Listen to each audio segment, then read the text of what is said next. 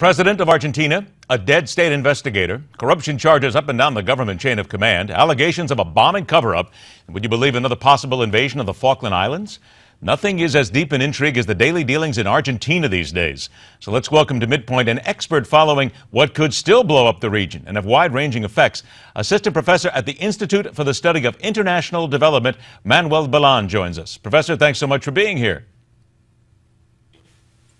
I think we got to make sure that your audio's up there because I saw your mouth move. There you go. Okay, we'll make sure your audio's up. No problem here. Professor, after what we have seen go on here with a gentleman who was investigating the president and then winds up with a bullet in his brain, how realistic is any thought of going after the president here? Because it would seem that she is well insulated at this point and it's going to be awfully tough to get a fair case here. Well, it is certainly very hard to imagine this case moving forward in any specific direction.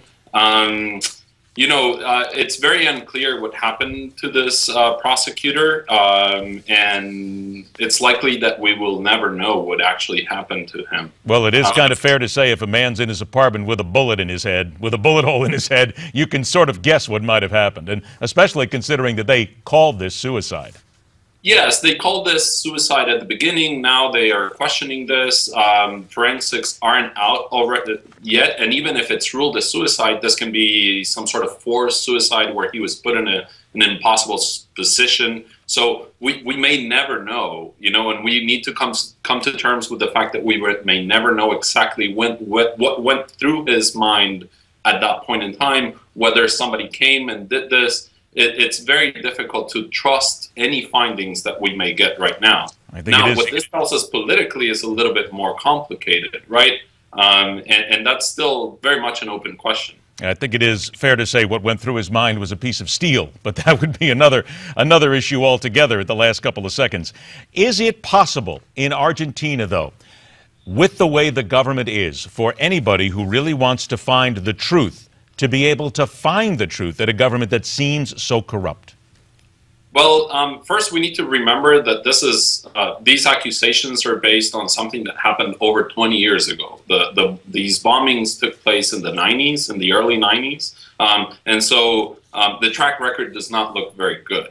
Now, in terms of what this government has done, what the president has done to cover this up or not, that's where we may get some leverage here or there to figure out exactly what happened. There were negotiations with Iran. There is no good proof. There's no solid proof at this point in time that those negotiations were quid pro quo in order to cover up this event. The accusation, I've gone through all 300 pages of the accusation. It does not have solid proof at this point in time. So right now, these accusations against the president, and these are, a prosecutor accuses with or without evidence, and that's fine, that's part of the system, but these accusations have no full proof at this point in time. With about a minute left here, the administration has already said that any findings that come back will be rejected and minimalized here.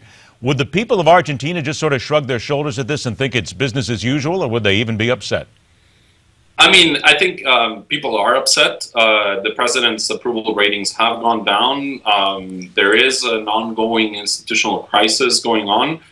That said, elections are happening this year. And so what we may see is not a president stepping down in any means of the imagination at this point in time, but what we may see is some sort of electoral impact here.